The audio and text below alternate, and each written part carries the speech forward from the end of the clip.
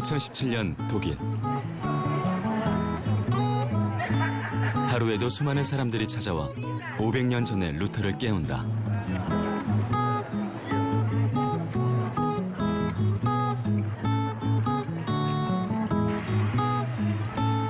루터가 고향을 떠나 소년 시절을 보냈던 곳, 아이제나의 게오르크 교회다. 루터가 찬양대원으로 활동했던 곳이자 한 세기 후 태어난 바흐가 세례받은 교회이기도 하다. 다른 종교 개혁과와는 달리 교회 음악을 중시했던 루터. 루터가 뿌려놓은 종교 음악의 토양에서 바흐라는 열매가 탄생한 셈이다. 가톨릭 성당이었지만 루터가 설교한 후 개신교 교회가 된 곳. 독일에서 가장 오래된 개신교 예배당 중 한 곳으로 알려져 있다.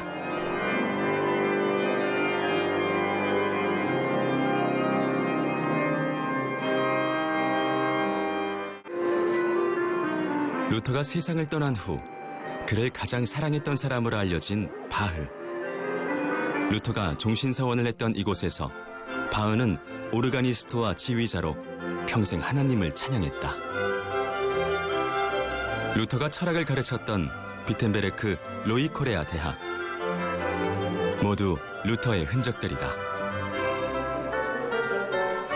보이게, 보이지 않게 독일의 역사에 살아 숨쉬는 루터. 그를 만나러 연일 세계에서 사람들이 모여든다.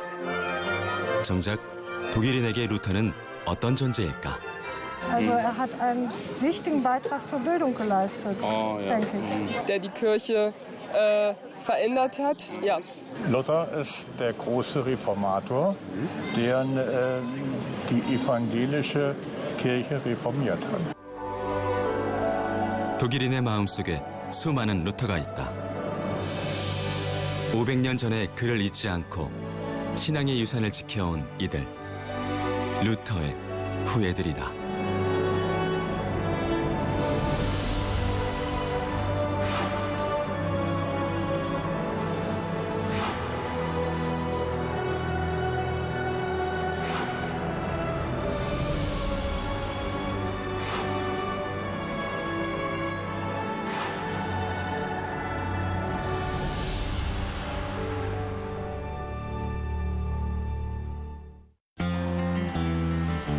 시민회관 건물을 빌려 예배당으로 사용하고 있는 본회퍼 교회.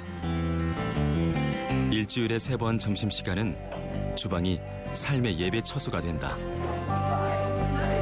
장애를 갖고 있는 청년 닐스처럼 도움이 필요한 이들의 자활 프로그램이 진행되는 것이다. Du hast eine autistische Behinderung, deswegen brauchst du immer jemanden, der mit dir zusammen unterwegs ist. Die Eltern vom Nils können nicht sehen. Die Mutter ist ganz blind. Der Vater kann ein bisschen etwas sehen. 이들은 아무도 돈을 내지 않지만 국가적 지원으로 이곳에서 자활 훈련을 받고 있다. Der macht ein Foto von uns. Siehst du? Nicht nur für Menschen mit Behinderungen oder nur für Menschen im Alter, wo sie Hilfe brauchen, sondern für ein gutes Miteinander in der Gesellschaft, in der Nachbarschaft, in der Gemeinde.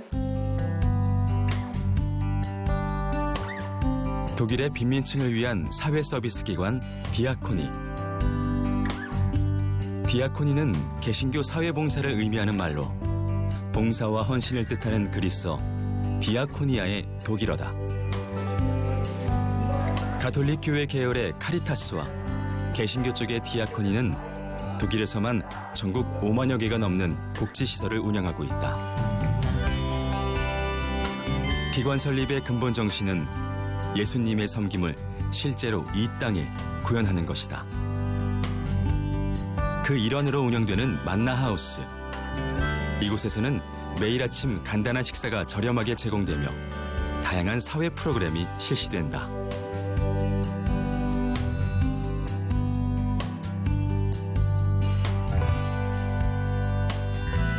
Natürlich ist diakonische Arbeit eine ganz wesentliche Äußerung des christlichen Glaubens. Ja? Die Wichtigkeit, eben auch die Diakonie durchaus zu organisieren, lässt sich bis in die Bibel ja zurückverfolgen, in der Apostelgeschichte. Nicht? Also die einen übernehmen die Verkündigung und die Diakone eben auch die Arbeit an der Gemeinde. Das ist natürlich eine Motivation allgemein für das diakonische Werk.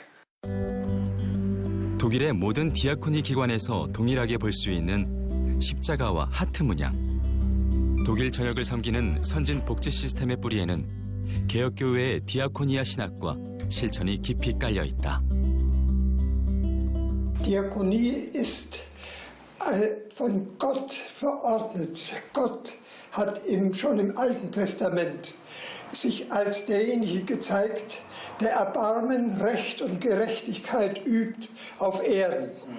Und im Psalm 14 heißt es, schafft Recht, also Gott fordert von uns, schafft Recht dem Armen und der Weisen, er rettet den Geringen und er rettet die Armen und erlöst sie aus der Gewalt der Gottlosen. Und uns die Kraft gegeben, dass wir nun Diakonie selber üben können. Denken Sie an Matthäus 25, wo gesagt wird, wer die Armen versorgt und wer die Kranken pflegt, wer die Gefangenen besucht, die besuchen mich selber. Das heißt, die begegnen mir ganz persönlich.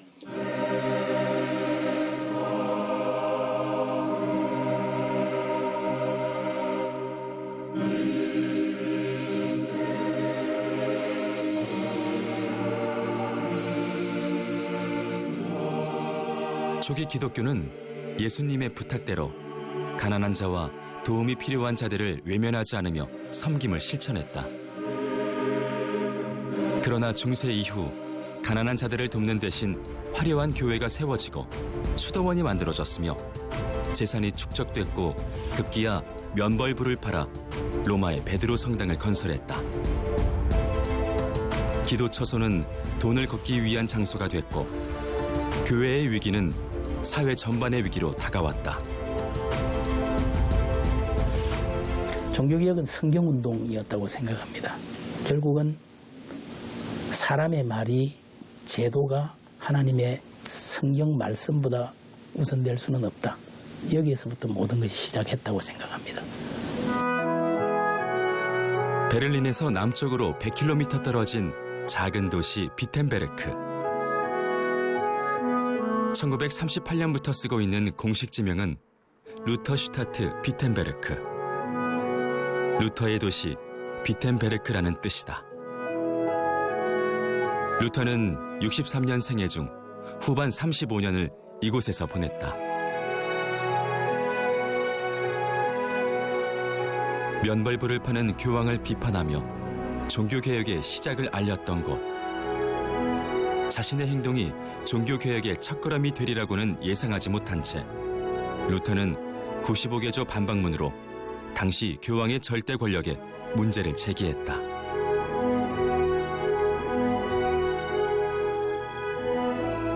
(95개조) 논제는 그 당시에 정말 병폐였던 면제부, 동전이 땅그랑 떨어지면 연옥에 계셨던 우리의 조상이 하늘나라로 간다라는 이런 면제부의 그 잘못된 점을 이게 고발한 게 바로 그 95개조 논제입니다.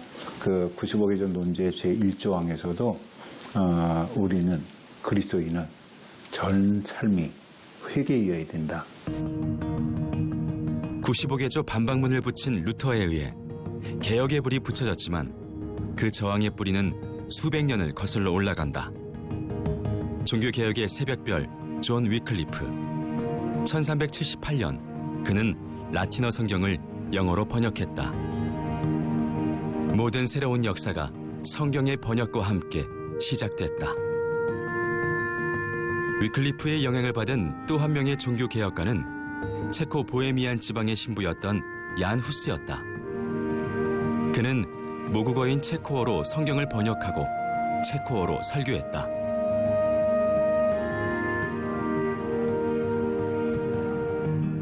그가 쏟아냈던 끊임없는 개혁의 물살은 처참한 죽음으로 돌아왔지만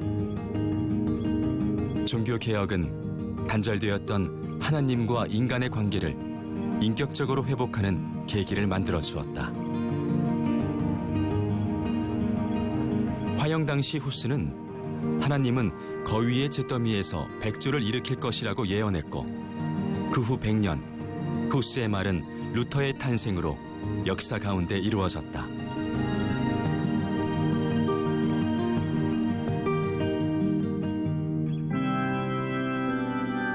독일 중동부에 위치한 아이슬레벤. 1483년 루터가 태어난 곳이다.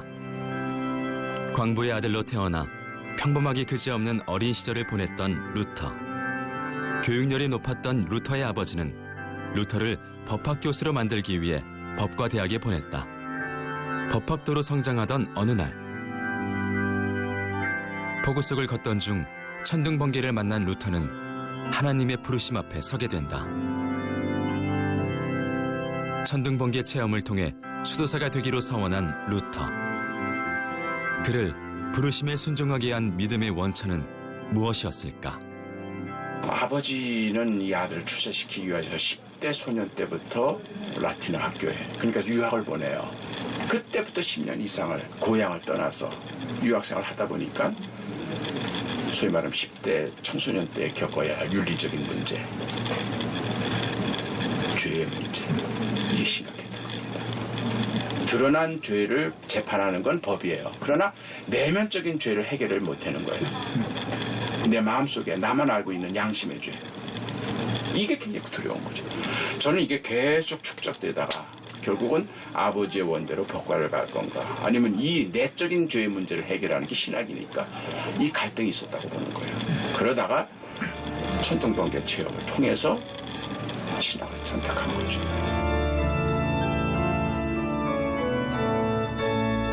루터가 수도사로 머물던 아우구스티누스 수도원. 이곳에서 루터가 가장 보람을 느낀 건 당시 평신도들은 직접 볼 수 없었던 라틴어 성경 전체를 읽을 수 있었던 것이었다. 성경을 통해 루터는 개인의 죄를 비롯한 사회 부조리에 대한 답을 찾아가기 시작했다. 그 결과로 나타났던 것이 95개조 반박문. 사실 루터가 내가 계획을 이렇게 했다 그런 생각했다고 보기는 어려워요. 왜냐하면 95개절 내걸 때 그것을 독일말로 게재하지 않고 라틴어로 게재했잖아요. 그 당시 독일의 문맹률이 90%입니다. 독일말로 게재해도 읽을 수 있는 인구가 10%밖에 안 되죠. 근데 그 당시 라틴어를 이해할 수 있는 인구는 0.4%밖에 안 되니까 정말 학자들끼리 모여서 토론 한번 해보자. 그게 루터의 의도였죠. 뜨거운 토론으로 이어진 하이델베르크와 라이프치히 논쟁.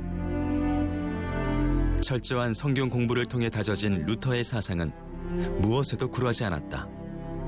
그리고 이어진 교황청의 반박.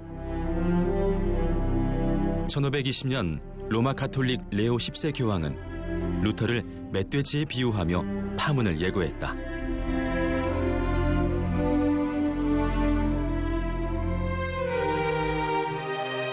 교황이 보낸 교황청 파문장과 로마 교회 법학자들의 저서를 모두 불태우며 소신을 굽히지 않았던 루터는 결국 파문당했지만 그의 신학은 이때 정립되는 단계에 이른다.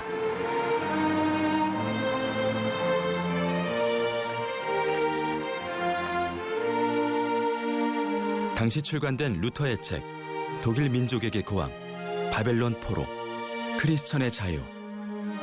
이 세 권의 책으로 루터는 코람데오, 하나님 앞에서라는 신앙이 더욱 선명해졌고 반대로 교황청은 분노로 들끓었다. 요 당시에 1520년에 그렇게 중요한 문건이 많이 나왔고 그랬더니 이것이 천주교하고 너무너무 위배가 되기 때문에 그래서 어떻게 많이 다 사죄냐, 어떻게 니네들이 화채소를 갖다가 그렇게 할 수 있느냐, 그리고 어떻게 신부 사제하고 일반 성도하고 같을 수 있느냐, 뭐 이런 것 때문에 루터는 이제 결국 파면하거나 죽이기로 결심하는 겁니다. 로마 가톨릭 교회는 루터를 파문하는 것에 그치지 않고 신성 로마 제국 황제였던 카를 5세를 압박해 그를 보름스로 소환하게 했다. 1521년 보름스 종교회의가 열렸던 보름스 대성당. 보름스로 가는 길은 두려운 길이었다. 루터는 바로 이곳에서 눈에 보이는 세력이 아닌 눈에 보이지 않는 하나님만을 두려워하며 서 있었다.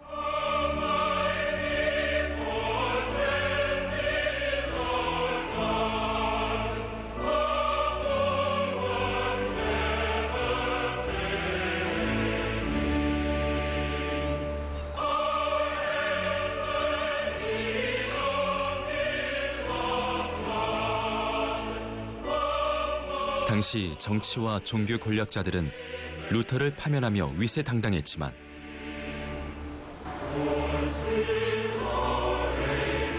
(500년이) 지나 보름스에 남아있는 이름은 절대 권력을 누렸던 황제도 교황도 아닌 바로 루터다. 루터는 약 10일 동안 이 보름스에서 생활을 하면서 마그누스 교회에서 설교도 하고 나름대로 자기의 종교개혁 사상을 펼칩니다. 그 루터의 보름스에서의 10일이 세계의 역사의 방향을 바꾸는 10일이었던 것입니다.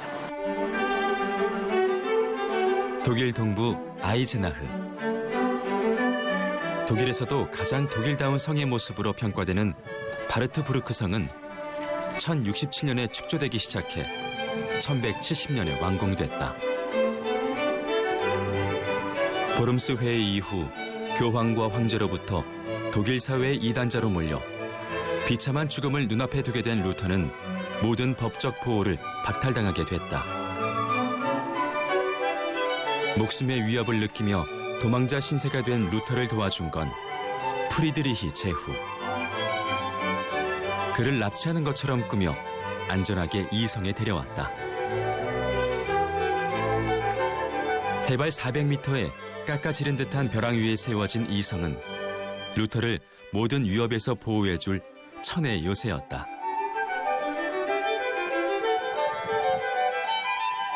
북향 작은 방에 10개월간 머물던 루터.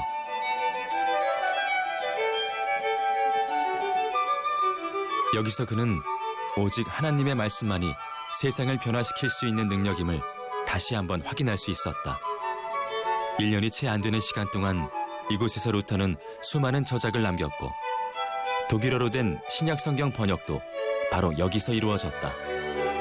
사제들이 읽어주는 라틴어 성서가 아닌 모국어로 된 성경이 독일인에게 선물로 주어진 것이다. 그 번역할 때 루터가 저녁에는 굉장히 많이 그 바트부르크 성에서부터 마을까지 내려가서 내가 쓰는 용어를, 내가 번역하려고 쓰는 용어를 이들이 이해할 수 있는가. 그래서 정말 루터의 독일어 성경은 정말 평신도들이 읽어서 이해할 수 있는 용어로 루터가 벌써 마음을 썼어요. 그러니까 늘 루터에게는 백성들이 있었던 거죠. 민중들이 있었고. 그래서 아마 독일에서도 루터 교회가 제일 잘하고 있는 게 디아코니아, 바로 그 우리 섬김이라고 하는 그런 것이 다 루터의 정신에서 나오지 않았는가. 몸은 세상과 단절됐지만 성경 번역을 통해 말씀으로 세상 속에 나아갔던 시간. 바르트부르크 성은 오직 하나님만을 바랐던 루터의 반모섬이었다.